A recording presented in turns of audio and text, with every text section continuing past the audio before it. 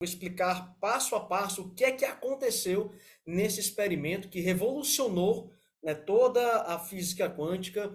É um experimento que já foi repetido, testado com moléculas, com átomos, e sempre acontece o mesmo fenômeno. Então, vem aqui comigo, preste atenção, que eu vou pausando e vou te explicando, e vou te explicar depois a consequência do experimento, tá? Aqui com o vovô de toda esquisitice quântica, o nada famoso experimento da fenda dupla. Para entender esse exemplo, nós precisamos ver como partículas ou bolinhas de matéria agem. Se por acaso lançarmos um pequeno objeto pela fenda, que pode ser uma bolinha de gude, podemos ver um modelo na parede de trás, pois Então aqui, gente, ó, tá no mundo macroscópico, no mundo material. Tá jogando bolinhas de gudes, ela passa por uma fenda, uma placa que tem uma fenda. E aqui tem um antiparo que ela marca aquele antiparo. Obviamente que passa por uma fenda fica uma risca, né? as bolinhas passaram pela fenda e bateram lá. Agora, se colocarmos uma segunda fenda, nós esperamos ver uma segunda tira duplicada à direita. Duas fendas, apareceu duas linhas. Até aqui Agora, tudo bem, né? vamos ver as ondas. Ele agora vai estudar como é que funcionam essas ondas, né? Se ele colocar a placa com uma fenda e com duas fendas dentro da água, o que é que ele quer mostrar aí? Como é que funciona o padrão de interferência de ondas? Porque uma onda, ela não tem uma possibilidade, tem várias possibilidades, ok? Uma onda, ela não tem só um resultado, existem vários resultados. Então ele vai colocar na água para poder mostrar qual é o padrão de interferência de ondas. As ondas batiam na fenda e irradiavam, batendo na parede de trás, com maior intensidade diretamente na linha da tira. A linha iluminada, na parede de trás, mostra essa intensidade. É parecida com a linha que as bolinhas de gude fizeram. Mas, quando adicionamos a segunda fenda, acontece uma coisa diferente. Se o topo de uma onda encontra a parte de baixo de outra onda, elas se anulam. Agora existe um modelo de interferência na parede de trás. Os lugares onde dois topos se encontram são os de mais intensidade. As linhas... Enfim, quando ele coloca duas fendas, quando a onda passa por uma fenda e pela outra, elas se interferem, tá? Uma neutraliza a outra, outras crescem porque se juntam e fica esse padrão aqui, ó. Então a linha clara é um padrão onde elas se somam e o padrão escuro é onde elas se neutralizam. O importante é que você entenda que aqui é um padrão de interferência de onda. A placa está dentro de onda, onda da água, tá bom? Qual é a diferença de partícula para onda? Onda, infinitas possibilidades. Não tem como dizer qual foi o primeiro momento que a onda tocou na placa. Ela toca, a onda chega. Ali na praia. Qual foi o primeiro ponto que a onda chegou na praia? A onda chega. Ou seja, assim, vários resultados e ela chega de uma vez. Não tem uma possibilidade. Então guarda isso. Esse é o padrão de interferência de ondas. linhas de luz. E onde elas se anulam, não tem nada. Então, quando jogamos coisas, quer dizer matéria, através de duas fendas, temos isso. Duas linhas. E com ondas, nós temos um modelo de interferência com muitas linhas. Por enquanto está bom. Agora, vamos ficar quânticos. Aí ele vai agora analisar o mesmo experimento no nível quântico, tá? No nível do átomo. O que que acontece? Ao invés dele lançar bolinha de gude, ele vai lançar o quê? Elétrons.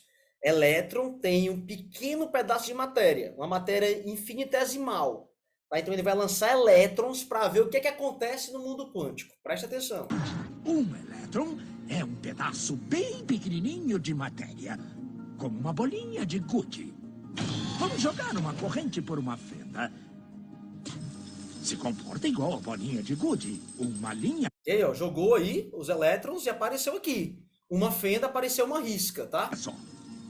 Então, se lançarmos essas coisas pequenininhas pelas duas Agora ele vai lançar por duas fendas os elétrons. O que é para aparecer lá, hein? Duas riscas. fendas, devemos ter, como com as bolinhas, duas linhas. O quê? Um modelo de interferência. Nós lançamos elétrons, pedaços bem pequenininhos. Ó, ele lançou elétron, só que lá no antipar apareceu o padrão de onda. Cara, o cara lançou matéria, em algum momento da viagem, o elétron se transformou em onda. Caramba, bicho. Aguarda aí, olha só. De matéria, mas temos um modelo igual ao das ondas, não como o das bolinhas. Como? Como pedaços de matéria podem criar um modelo de interferência como o das ondas? Isso não faz sentido. Mas os físicos são espertos. Eles pensaram, talvez essas bolinhas estejam pulando umas nas outras e criando este modelo. Então, Ó, eles pensavam o seguinte, cara, é impossível. A bolinha, o elétron deve estar tocando num, pulando a placa e tá criando esse padrão aqui de várias possibilidades. Aí eles resolveram lançar partícula por partícula, para ver se ia se repetir. E adivinha? A mesma coisa eles aconteceu. resolveram lançar os elétrons um de cada vez. Assim, não teria jeito de interferirem um no outro. Mas depois de uma hora, o mesmo modelo de interferência estava aparecendo. Não existe outra explicação. O elétron sozinho sai como uma partícula, se torna uma onda de potenciais, passa pelas duas fendas e interfere consigo mesma para bater na parede como uma partícula. Mas, matematicamente, é mais estranho ainda. Passa pelas duas fendas e por nenhuma. E passa por uma só e passa só pela outra. Todas essas possibilidades estão em superposição uma com a outra. Mas os físicos ficaram incomodados com isso. Então, decidiram espiar e ver por qual fenda o elétron... Entendeu, gente? Então vamos lá, ó. Só para você entender até aqui. O elétron sai como partícula e em algum momento ele vira uma onda. Ele some, ele deixa de ser partícula. Aí o que é que o cientista vai fazer? Ele vai colocar um detector de elétron, um observador na fenda da direita, para ver qual é o momento em que o elétron passa. Porque em algum momento ele sai como partícula, se transforma em uma onda, tanto que fica lá o padrão de onda. Quando ele coloca o detector de elétron, gente, olha isso aqui, ó. elétron realmente passa. Eles colocaram um equipamento medidor em uma fenda para saber por qual delas o elétron passou e seguiu voando. Mas o mundo quântico é muito mais misterioso do que eles podiam imaginar. Quando eles observaram, o elétron voltou a se comportar como uma bolinha de gude. Ele produziu um modelo de duas linhas, não um modelo de interferência com várias linhas. Só o ato de medir ou observar. Entendeu? Quando ele observou, o elétron agora passou como partícula. Enquanto não estava observando a fenda, passava como onda. Porque o elétron, gente, ele chegou ali, ó. Ele chegou na dupla fenda. O elétron chegou na dupla fenda. Aí ele se pergunta, o elétron tem consciência. Eu passo pela fenda da direita ou da esquerda? Não tem uma propriedade definida. Não tem um observador para decidir. E quem decide? Eu, você, a consciência. E ele passa como onda. Ou seja, enquanto você não observou o teu futuro, ele não existe. É apenas um potencial. Agora, se eu acredito que eu vou ser roubado, se eu acredito que vai dar errado, eu estou observando com a minha mente o que vai acontecer. O que mais eu temia me sobreveio. Deixa eu terminar aqui o experimento para explicar melhor. Por qual fenda o elétron passaria fez com que ele passasse por uma fenda, não pelas duas. O elétron decidiu agir diferente, já que ele sabia que estava sendo observado. E foi assim que os físicos entraram nessa terra estranha. Vou parar aqui, mas só para entender, tá, gente? Vamos lá. Para quem nunca entendeu, gente, aqui não é uma ilusão, não é um filme. Tá acontecendo agora, tá? Agora. Deixa eu tentar aqui traduzir. Então, vamos lá. As possibilidades da quinta dimensão, elas existem em potencial. Como é que eu observo? Como é que nós observamos? Fala assim, ó, através das minhas crenças. A tua crença, consciente ou subconsciente, está emitindo uma frequência, tá? Emite uma frequência para o campo. Ou seja, você está escolhendo uma possibilidade agora. Você está fazendo uma escolha subconscientemente. E essa escolha que você faz através das tuas crenças. Enquanto você, por exemplo, daqui a uma semana, quarta-feira, está decidido o que vai acontecer quarta-feira? Não. Existe potencial. Só que os padrões que nós carregamos, os automatismos, a gente está sempre criando a mesma realidade. Mas o que a dupla fenda mostrou foi o seguinte, que enquanto você não observou aquela realidade, ela existe em potencial. Eu estou criando, junto com você, com toda a sociedade, com todo o inconsciente coletivo. Nós estamos criando realidades. Isso é chamado colapso da função de onda. Enquanto eu não observo, infinitas possibilidades. Quando eu observo, eu penso, eu sinto, eu estou criando. Existe agora, gente, eu estava observando aí, né? Estava lendo o livro, cara, eu acho que era a Medicina Vibracional, do Richard Geber. Ele falava que tem algumas doenças que são manifestadas não pela genética, mas porque eu acredito que eu vou adoecer. Olha só, papai e mamãe estão doentes e me passaram que tudo é genético, então eu vou adoecer porque eu estou colapsando aquela realidade. Eu estou colapsando aquela doença. Em outras palavras, preste atenção. Gente, se você entender isso ao longo desse dia, eu vou ficar muito feliz. Não importa o que você vai fazer depois, mas ó, o elétron que está separado de mim, o elétron, ele sabe que está sendo observado. Como, Cleito? Tem um fio da tua cabeça para o elétron? Não.